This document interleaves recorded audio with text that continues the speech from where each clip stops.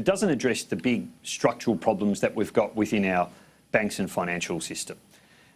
We know that for many years this Royal Commission was resisted by both the Liberal Party and the Labor Party, who voted against our calls for a Royal Commission. We, after many years, managed to drag the Labor Party across the line, and of course you've heard from the Prime Minister just then, who has indicated that they were far too slow in acting. Now, the reason that's happened, of course, is because you've got those massive donations from the banks to political parties. Just last week we saw the donations data released, and we saw these massive donations continue right through the conduct of the Royal Commission. But what needs to happen is we need to actually shake up the system. We need to have some real competition and address the structural problems. So we've already indicated our plan to have a national people's bank, a publicly owned bank.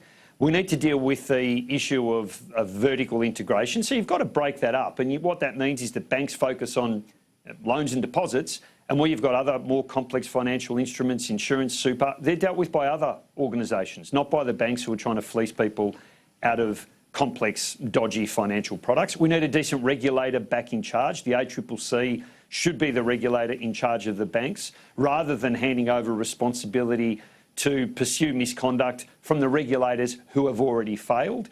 We've got to cap the CEO and executive pay, and people who are responsible for this should go to jail.